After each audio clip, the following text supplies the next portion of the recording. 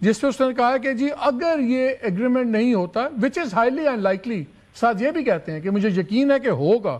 تو ان دا مین ٹائم ہماری فوج بھی تیار ہے، ری لوڈ کر کے بیٹھے ہوئے ہیں، and they are actually looking forward to next conquest. بات یہ ہے کہ کیا اب ڈونلڈ ٹرمپ کے پاس یہ آپشن ہے بھی دوبارہ جنگ شروع کرنے کا؟ کیونکہ جس طرح اس نے آف ریمپ لیا ہے، اس کو تو احسان مند ہونا چاہیے پاکستان کا کہ ہم نے اس کو آف ریمپ دے دیا، کیا اس کے پاس دوبارہ یہ جنگ شروع کرنے کا آپشن ہے بھی؟ بروواڈو اپنی جگہ، بیانات اپنی جگہ،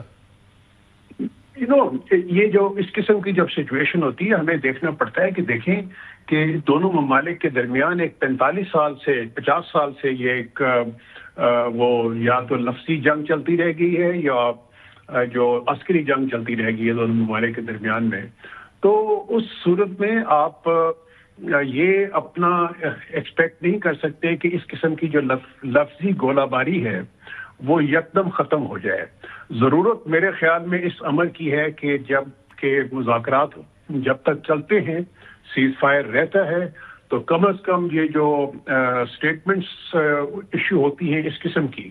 تو اس کے اوپر ایک موریٹوریم ہونا چاہیے۔ اگر وہ موریٹوریم نہیں ہوتا سر وہ موریٹوریم چلے، ان سٹیٹمنٹ سے تو فرق نہیں پڑتا، لیکن میں ان میں سے سب سے جو ابھی تک میں دیکھ رہا ہوں سب سے جو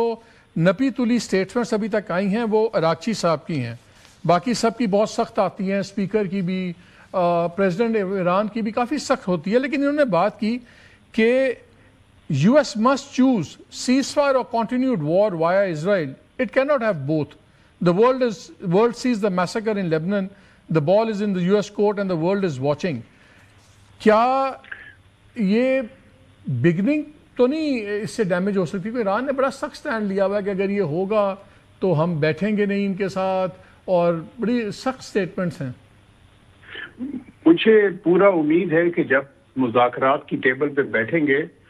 اور جس قسم کے منجھے ہوئے سفارتکار ہیں عباس اراغچی صاحب، اور اسی طریقے سے ان کے جو اسپیکر ہیں ایرانین پارلیمنٹ کے جو کہ تشریف لائیں گے، تو وہ بھی ایک بہت ہی میچور اور ایک بڑے ہی نالجبل آدمی ہیں،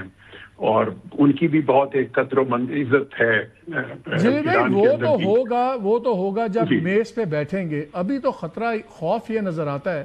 کہ جو لائنز ایران نے بھی اب ڈرا کی ہیں، پوری دنیا بھی کہہ رہی ہے، اسپین کہہ رہا ہے، آسٹریا کہہ رہا ہے، آسٹریلیا بھی کہہ رہا ہے کہ اس کو سیز فائر کا حصہ ہونا چاہیے۔ کیا یہ خدا نخواستہ اسرائیل یہ تو نہیں کامیاب ہو جائے گا کہ یہ ٹاکس شروع نہ ہونے دے، کہ unless Trump has to tell them enough is enough؟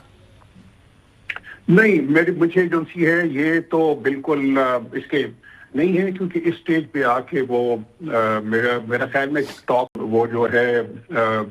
اور جب یہ ٹیبل پہ بیٹھیں گے تو اس پہ لازمی طور پہ لبنان ضرور ڈسکس ہوگا، اور اس کے ساتھ ساتھ ہی جس قسم کی سٹیٹمنٹس آ رہی ہیں وہ بھی ڈسکس ہوں گی۔ آپ نے دیکھا کہ آج پرائم منسٹر آف پاکستان، ہمارے پرائم منسٹر نے پوری جو خطے کے جتنے ممالک ہیں ان کے سربراہان سے بات کی ہے، اور باقی یورپین جو ہیں ممالک ان کے سربراہان سے بات کی ہے، اور اسی طریقے سے کوششیں جاری ہیں۔ ڈپٹی پرائم منسٹر ڈار صاحب نے بھی اپنے کاؤنٹر پارٹ سے بات کی ہے۔ تو ان بات چیت کے اندر یہ سارے جو سے ہیں جتنے بھی ہیں ایشوز وہ ضرور ڈسکس ہوں گے، کیونکہ ابھی جو میں دیکھ رہا تھا کہ پرائم منسٹر کی طرف سے بھی سٹیٹمنٹ آئی ہے، انہوں نے کنڈیم کیا ہے اسرائیلی ایگریشن کو۔ تو آپ کا خیال یہ ہے کہ بھلے جو مرضی کوشش کرے یہ ٹاکس کے پروسیس کو سیبوٹاج نہیں کر پائے گا اسرائیل؟ نہیں، بالکل نہیں، مجھے کوئی بالکل اس کے چانسز نظر نہیں آتے کہ وہ ٹاکس سیبوٹاج کرنے میں کامیاب ہوگے۔ چلیں اسی پازیٹیو نوٹ پہ